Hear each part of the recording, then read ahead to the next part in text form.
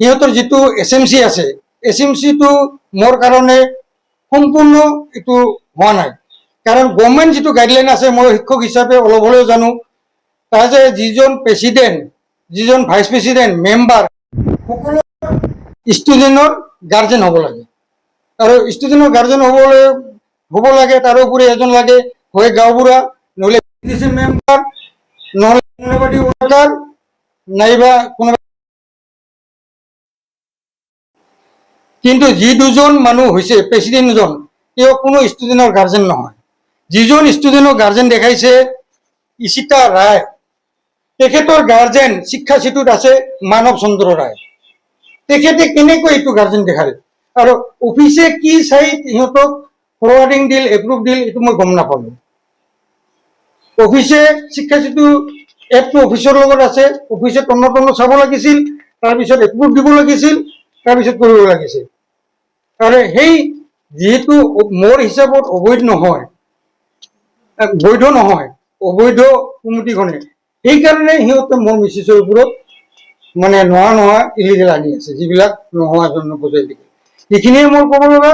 কাৰণ মোৰ আমাৰ প্ৰশাসনৰ ওপৰত মানে DO ছাৰৰ ওপৰত মানে এটা আশা আছে, তেখেতসকলে যাতে এইটো তন্নকৈ চাই, শিক্ষা এইটো এপৰ লগত মিলাই পেলাই চাই পেলাই যাতে কমিটিখন ভালকৈ বনাই দিয়ে। আৰু এইজন প্ৰেচিডেণ্টে আজি ইমান বছৰৰ পৰা হৈ আছে, 13 নে 14 চনৰ পৰা আজিলৈকে প্ৰেচিডেণ্ট হৈ আছে। প্ৰেচিডেণ্টৰ নামজন হ'ল ডিম্বেশ্বৰ ৰায়। তেখেতে 13 চন নে 14 চনৰ পৰা হৈ আছে, একেলেঠাৰি হৈ আছে, মাজত এজনো চেঞ্জ হোৱা নাই। কেনেকৈ ইমান সময় হ'ব পাৰে? সেইটো কোৱাৰ কাৰণে সিহঁতে মোৰ ওপৰত খং কৰিব পাৰে। আজি হয়তো মোৰ মিছেছৰ ওপৰত কিবা ইলিগেল আনিব পাৰে, হয়তো কিবা কৰিব পাৰে। মই সেইটোতো মানে হেৰি হৈ আছো, আজি অলপ চিন্তনীয় হৈ আছো। যিহেতু একেখন গাঁও মানুহ আমি, মই কাৰো ওপৰত এলিগেশ্যন আনিব কাৰণে, সিহঁতে যিহেতু আনিছে, মই আপোনালোকক কপিটো দিম। আৰু সিহঁতে ভাবে আমি বেলেগ ষ্টুডেণ্টৰ লগত গাৰ্জেন দিছো। মই সম্পূৰ্ণ শিক্ষাসেতু এপৰ ডাটাবিলাক, মই ষ্টুডেণ্টৰ ডাটাবিলাক কালেক্ট কৰিছোঁ। ইয়াতে আপোনালোকে লাগিলে লৈ যাব পাৰে, চাব পাৰে, লাগিলে আপোনালোকে অফিচৰ পৰা কালেকশ্যন কৰিব পাৰে।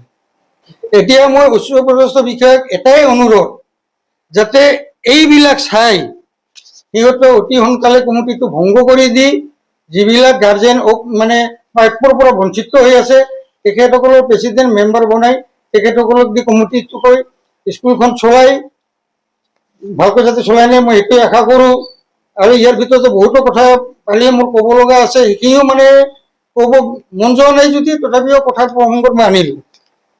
2021-22-23 এই 3টা চনৰ ভিতৰত এটা ঘটনা ঘটিছে। ঘটনাটো মানে ঘটনা নহয় ঠিক, তেতিয়া গভৰ্ণমেণ্টৰ এনুৱেল ফাণ্ড আহে।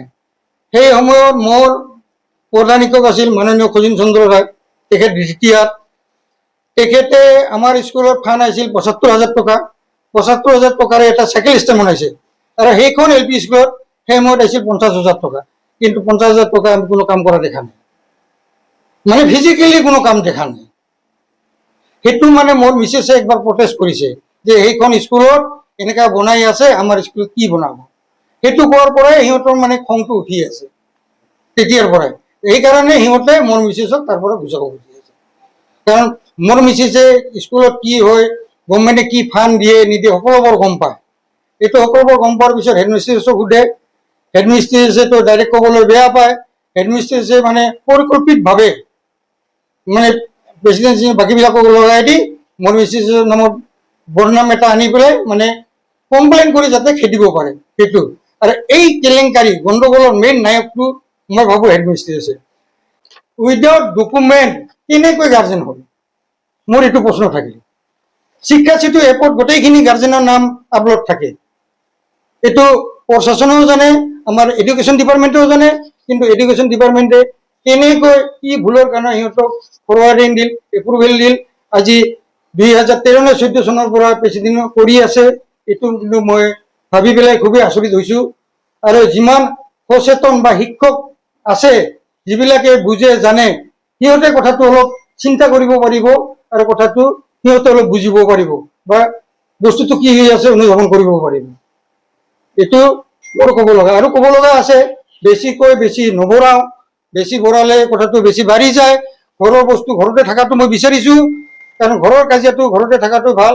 বাহিৰা মানুহ শুনিলে হাঁহিব যে ইহঁতে ভাই ভাই কাজিয়া লাগিছে, বাহিৰা মানুহ শত্ৰুবিলাকৰ আৰু সুবিধা হ'ব, সেইটো মই কিন্তু বিচৰা নাই। আৰু বিঅ' ছাৰেও মোক অনুৰোধ কৰিছে যে আপুনি ভৰাব নালাগে, একো কৰিব নালাগে, কিন্তু ময়ো পেৰেচমেণ্ট দিব খোজা নাই। কিন্তু কালি যিটো এটা এলিগেশ্যন আনিলে, মোৰ মিছেছে মাৰামাৰি কৰিছে, মাৰামাৰি কৰি পুৰস্কাৰ পাইছে, এনেকুৱা এটা এলিগেশ্যন আনিল।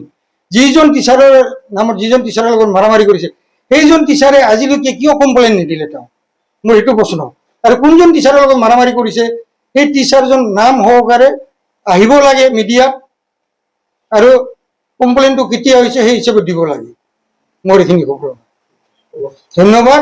আৰু এইটো মোৰ এটা অনুৰোধ থাকিল, এইটো নিউজ যাতে শিক্ষামন্ত্ৰী আৰু মুখ্যমন্ত্ৰী মহোদয়লৈ যায়, নহ'লে আমি মানসিকভাৱে ভাগি পৰি, ময়ো এজন প্ৰধান শিক্ষক, মোৰো মানে স্কুল পৰিচালনা কৰাত অলপ খেলি মেলি হ'ব পাৰে, অসুবিধা হ'ব পাৰে। তাৰ কাৰণে মই মুখ্যমন্ত্ৰী মহোদয় আৰু শিক্ষামন্ত্ৰী মহোদয়ৰ ওচৰত ক্ষমা প্ৰাৰ্থনা বিচাৰিছোঁ। ধন্যবাদ।